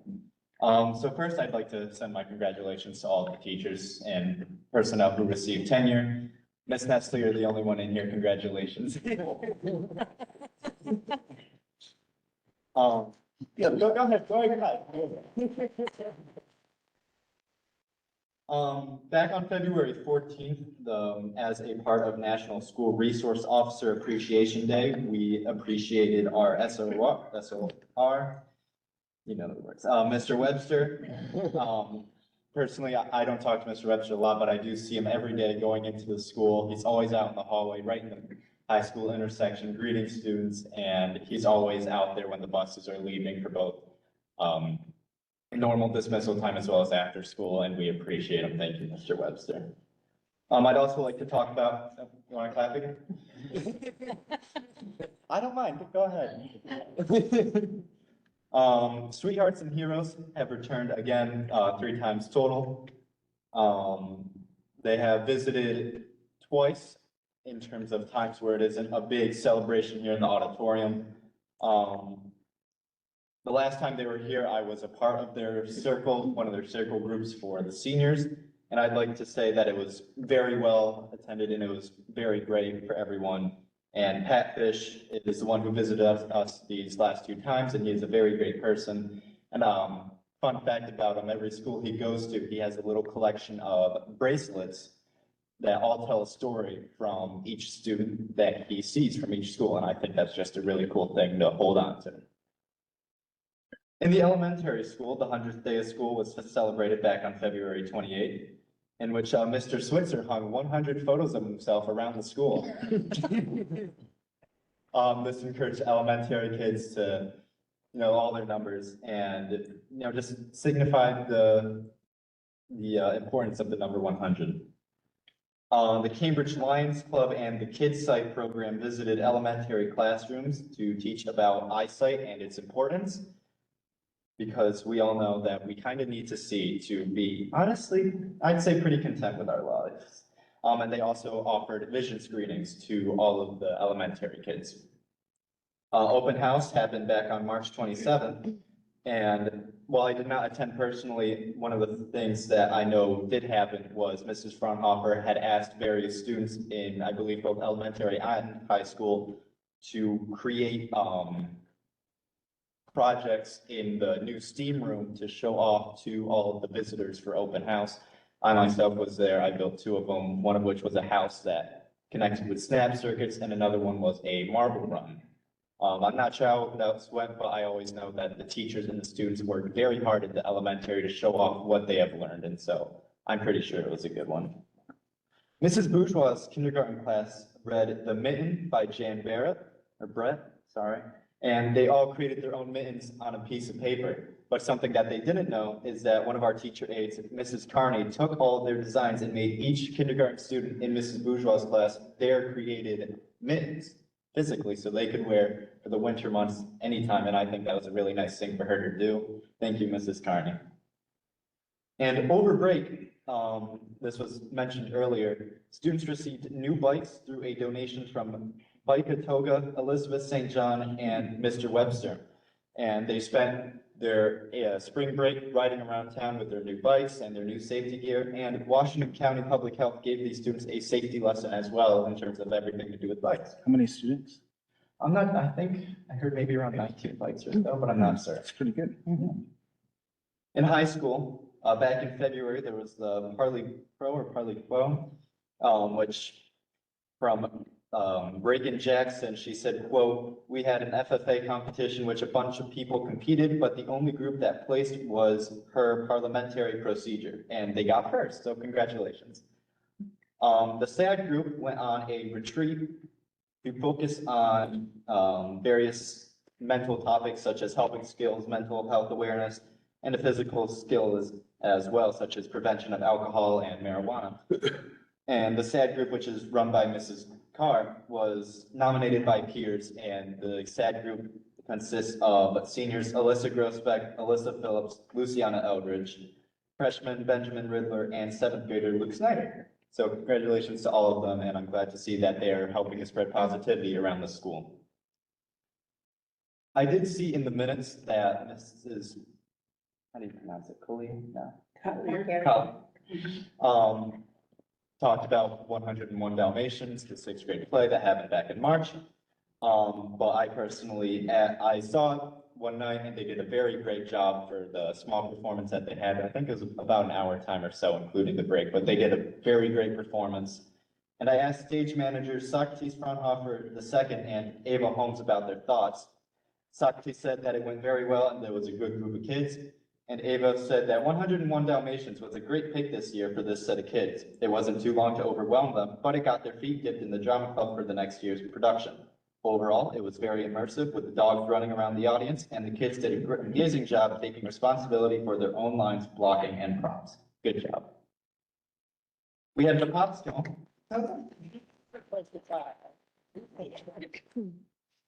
We had the Pops concert back March 18th and March 19th, I believe. I would like to give a shout out to all of the soloists from both the Junior Pops concert and the Senior Pops concert. For the Junior Pops concert, William Riddler, Ryan Coburn, Conteus Starkiri, Jackson Hunt, Lee Gilchrist, Henry Rochelle, and Savannah Kennan all had solos for junior chorus. Tatum Chamberlain, Caleb Willard, Kiara Colvin, Nash Cherry sang Die With a Smile by Bruno Mars. Jackson Hunt sang Monsters by James Blunt.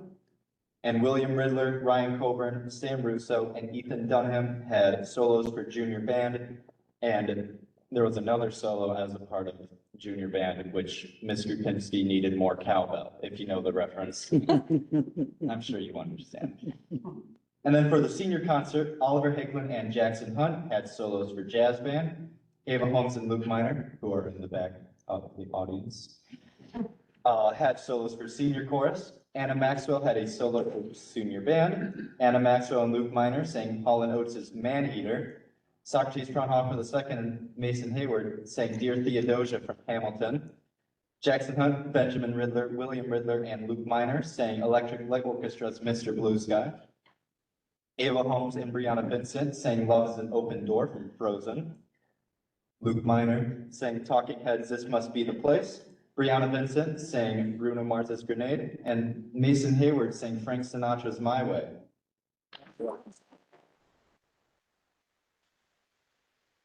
I'm stealing his mic for a second, because he not only sang it, he sang the heck out of it, but I was there, and the thing that impressed me most about all this, the kids were great that they sang, but the best thing was watching the way the kids supported each other.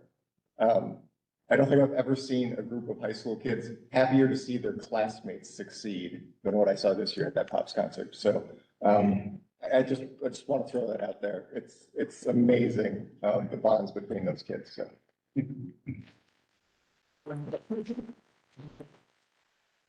I'd also like to give a thank you to everyone who participated in the audience, both in the student section and for all the other sections, whether it be with their phone flashlights or in any other way of support. Thank you so much. It meant a lot. The class of 2027 hosted a spring craft fair in which I asked the class of 2027 Secretary Sid Wood how it went, in which he said, quote, I would say the craft fair was an extremely successful event. We created a very positive environment and allowed a lot of smaller businesses and other people to sell their products. He thinks it was an amazing event and that we should definitely do it again. The agriculture leadership class visited second graders to celebrate agriculture. From what I know, the class read The Pie That Molly Grew and then made pumpkin pie in a bag with the students. Mrs. Maxwell, is that how you say it went? Did it go well? Students in junior and senior band recently went to the Baycroft Public Library to listen to a concert performed by Abby Posner.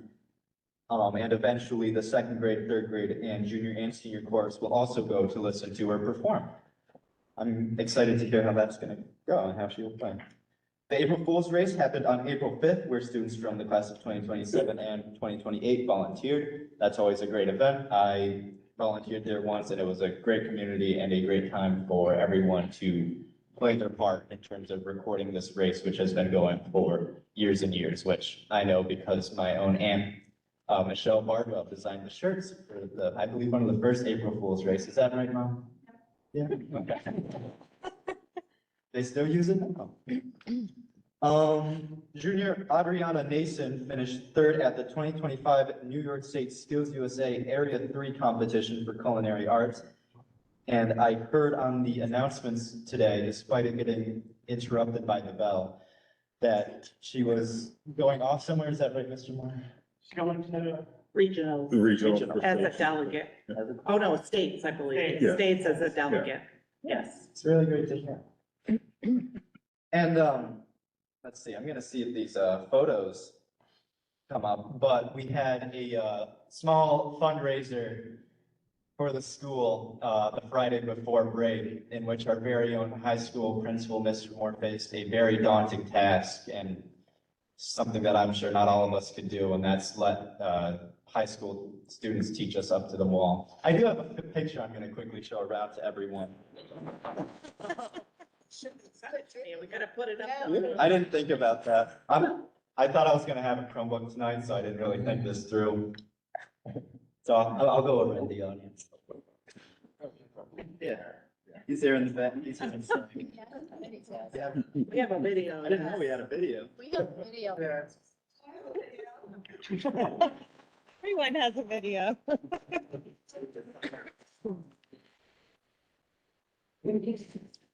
You have fun with, it was great. Let's see. I believe I'm fin, oh wait, I stuck, yeah, sorry. You're good. Let's see. And yesterday, various volunteer fire departments and EMT groups from our nearby area visited the school for the Route NY week, which they spoke to high school students about the departments, fire department, EMT, and that they need more volunteers since their numbers are drastically decreasing. And then it wasn't only for students, it's for anyone that has the time, no matter how old you are. If they have the time, please volunteer. So a lot of sports things happened that I had to add a sports column to my notes. I only have track of wrestling and track. So I'm just gonna go the stuff simply. Salem Cambridge Wrestling won their 4th Section 2 Division II tournament title within the last 50 years. Congratulations. Madeline Malulis was recognized with an in-school march back in February to celebrate her admittance into the state championships for girls wrestling, in which she won her 3rd match. However, she did lose her next 2 matches, but she is Salem's first ever Sectional 2 state qualifier, and she ended her career with a 76-24 record. Congratulations, Matt. Yeah, 3 times. And then continuing with wrestling, the Salem Cambridge Wrestling Club began at Woody Hill Farm for grades 6 through 11 to practice for their future wrestling, in which I asked Coach C. Fraunhofer about how it was going, and he said, bien, or for English speakers, good, for both the boys and the girls participating. The boys class D coaches, Mr. F. Fraunhofer and Mr. LeBlanc, as well as the girls coaches, Mr. C. Fraunhofer and Ms. Gary, were honored by their peers with Coaches of the Year's awards. Congratulations. The Capital Wrestling District Officials Association honored Salem Cambridge with the first Girls Section 2 Team Sportsmanship Award. And Camden Hill, Renee Carey, Lucas Nolan, Justin Havens, Nathan Havens, Molly Maxwell, and Madeline Palulis, and various other Cambridge students are going to be included on a Salem Cambridge wrestling banner in celebration of their achievements from the 2024-2025 career. And also I figured I should mention something that one of our Salem alumni has done recently.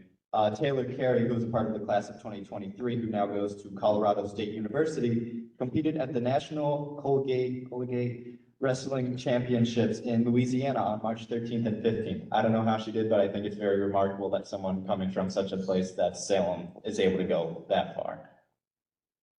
And now on to track. We had 2 meets, not we, I'm not a part of it.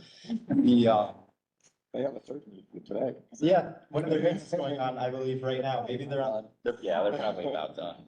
But they had 2 meets over spring break, in which Magnolia Hoagie placed 16th out of 53 students for the girls 100 meter dash.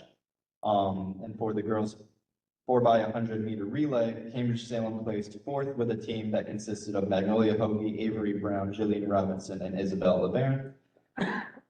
Anna Maxwell placed 3rd for the girls 3,000 meter run. We can clap. No, I'm clapping. Oh, that's Very impressive. For the boys 4x800 relay, Cambridge Salem placed 2nd with a team of Socrates Fraunhofer II, Bucky Flynn, Colin Woods, and Tully Mueller. Kieran Haskell placed 11th out of 69 students for the boys 100 meter dash. Cambridge Salem placed 1st for the boys 4x100 meter relay with a team of Kieran Haskell, Preston Peabody, Jackson Rowland, and Abraham Cushing. I just want to make sure. Wyatt Byfield, who is our current school record holder for pole vault, I believe, placed 2nd for boys pole vault and 3rd for the boys 400 meter dash. Cambridge Salem also placed 1st for the boys 4x400 meter relay, which with a team that consisted of Wyatt Byfield, Sid Wood, Abraham Cushing, and Preston Peabody. Kieran Haskell placed 2nd for the boys high jump and 4th for the boys long jump. And Sid Wood placed 9th out of 37 students for the boys 400 meter dash. And Nick Jensen placed 9th out of 40 students for the boys long jump. Oliver Hicklin placed 3rd for the boys triple jump. I think we should clap for that one for no reason.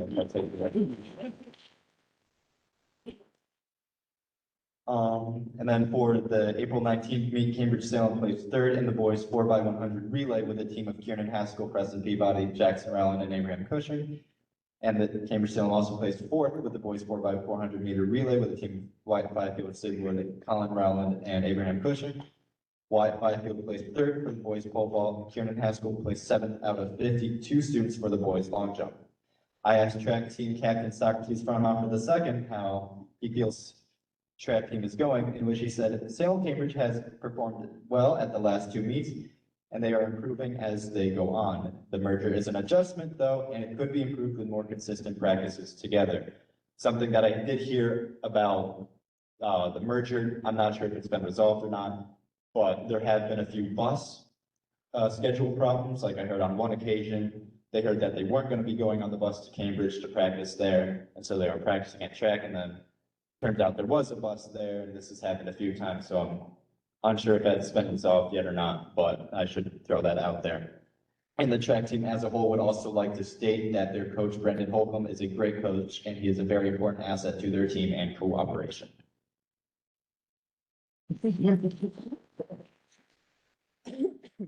I'm almost done. New York State testing began for grades 3 through 8 with the ELA assessment, which started today and is going until the 25th. The math assessment is from May 6th to the 9th, and the science assessment is on May 13th. Preschool information night and screening is coming up on April 24th for the information night and May 1st and 2nd for the screening. May 7th through 9th is the New York State FFA convention. May 8th is the kindergarten parent information night. May 10th is prom, in which coronation begins at 4 p.m. And for any students that could be listening, hope that you got your prom tickets. You have to get them by Friday, otherwise you're not allowed to go. $65. Oh. On May 15th, the 6th grade is off to Camp Chinchacook.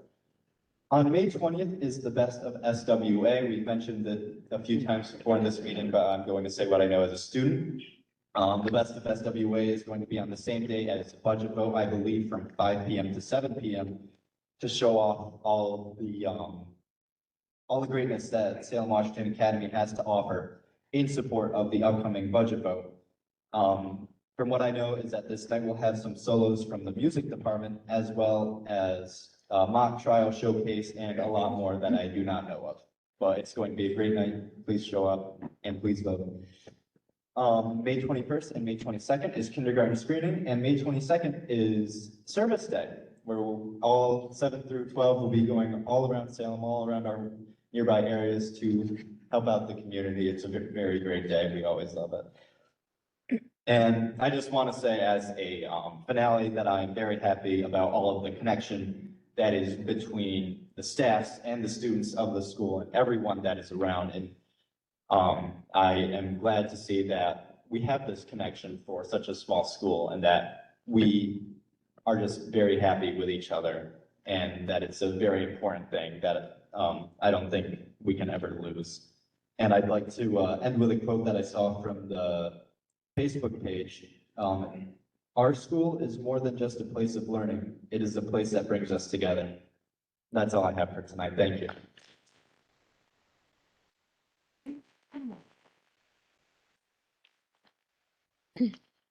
Can I still talk? If you want to follow that, Tom, go ahead. So I want to start, well, one topic right here. I want to start by thanking Julie for bringing in Rick Timms. I know how incredibly difficult that is and how alarming, scary it can be, but you know, we absolutely need to show that our financial welfare is vital, and we need to track it objectively, independently, every single year. So I know it was alarming and scary. The grass is always greener where you water it and where you don't allow the neighbor's dog to tread all over it. So I appreciate the effort and I appreciate the openness and the communication. And I think that is an excellent place to be. So thank you. Had the opportunity to attend the BOCE's annual meeting, and I'm glad you brought up Andrea when you spoke. Mrs. Adams and I had the opportunity to meet her at the event, and I can attest to the quality of the food that was presented. So she's doing a great job, and was really excited about moving on to the state competition as a delegate there. So. Just a quick one. Go ahead. Well, I wanted to thank the bus drivers because it's Bus Driver Appreciation Day. Thank you to all our bus drivers. I didn't know that, but thank you. That's awesome. Mason stole a little bit of my thunder and my plan here. I did not think he would know about the girls wrestling team winning the sportsmanship award, but I was lucky enough to be at the banquet because my sons both wrestled who were here. When the award was presented by the Officials Association, one of the things they wanted to make clear was that the award is not just given based on the performance of the athletes. It's the athletes, the coaches, and the spectators. It's the whole community's attitude of sportsmanship. Kudos to our girls, because it starts there. You're not going to win those awards if the kids don't lead the way in that sense, but it's awesome. Actually, I had an opportunity to talk to him as well. One of the things he talked about is how some places it's like a big deal. They make a huge deal out of if they get this award. And he was a little disappointed that Salem hadn't made a bigger deal out of it. And I said, well, part of the problem really is that it's really part of the culture of our wrestling program at this point, which has been true since I was a student here. And I think it's only been more true since Frank Fraunhofer took over as wrestling coach. I think we maybe don't make as big a deal out of it because we expect it. But it is a big deal. It's a huge deal. It's a huge life lesson for kids to carry forward. Yeah. And because of that, had me thinking about one of the things Frank keeps saying to my kids and to all the kids, which he'll celebrate every accomplishment they have. He will constantly end with, keep working to improve. And I feel like that's a really good lesson for all of us and a really good thing for all of us to keep in mind, is that we keep working to improve. And I mentioned a couple times ago when I was making my comments about different ways to see that this is a great school. One of the things I mentioned was Regents' proficiencies. I had someone afterwards ask me, like, how do you know those numbers? So I figure if one person asked a question, there's probably a bunch more that didn't dare ask the question. So New York State Department of Ed, nysed.gov. If you go there, you can look up school report cards. If you pull up the school report card link for Salem, you can look up Salem Central School, right? Then there's a whole ton of information you can have. But one of the things on there is simply last year's Regents results. Current year, I think whatever year you're in, you look at your year first and then pull up the Regents results. But I figured, people are interested. So I went ahead and did it this afternoon. Again, I've done it before for last year and just wrote down the numbers.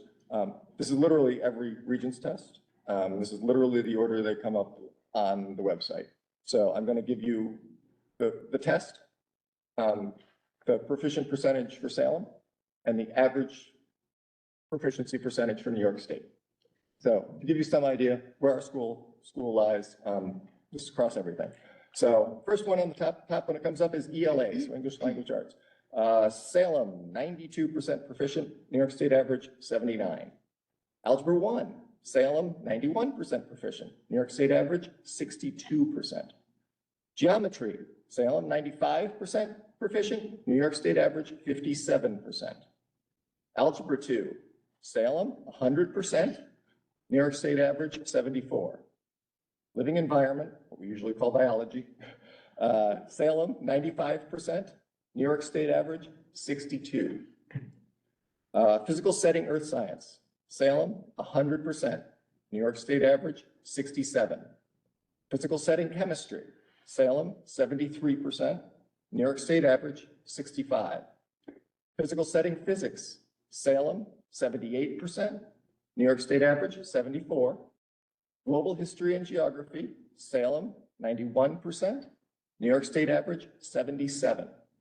US history and government, Salem, 91%, New York State average, 78. I think that's pretty amazing across the board, taken as a whole.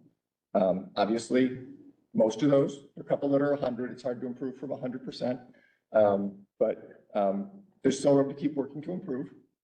But we need to remind ourselves that our kids are amazing. Our teachers are amazing. Our staff is amazing. Like, to get kids to that point is an accomplishment and worth celebrating every day. So, I think it's Can worth I it. just add to that real briefly, to dig a little deeper into the numbers to find that in most, in many of those categories, we were the number one school in Washington County. Yeah, it's pretty consistently, one or two in Washington County, we have to in both these districts.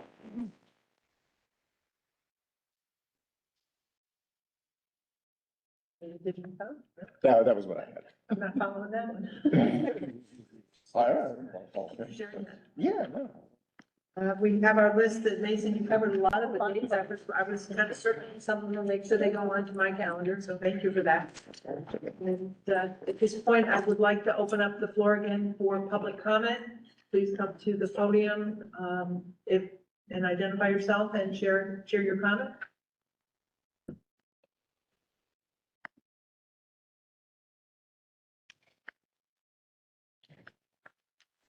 Like Bugis. I have three things. First, in the future, when you're going over policy and you have first reading, if you could provide hard copies so that the people in the audience could look at it, and if they have questions or objections, that they can voice it to board members before they have the second reading. Number two, if you haven't already voted for BOCES board members, I'm going to plug John Rieger, who first became a board member at the age of 18 in Schuylerville and has been on the BOCES board. No one embodies BOCES more than John Rieger. He is a heartfelt promoter of the BOCES programs and alternatives for our learners. There was mention of state tests this week, and most board meetings are concerned with the two Ds, data and dollars, and those are very important. But I've always felt that we can't let facts and figures obscure the faces and feelings of our learners. And Mason, I want to thank you because your report reminds us what it's all about. I mean, you can't dismiss the importance of the data. And John shared it, the principal shared it, or the dollars. Those keep things running. But Mason, this is a reminder, it's the small things that happen every day and the successes. So I want to thank you for your contributions and the importance of reminding us this is what it's all about. Thank you.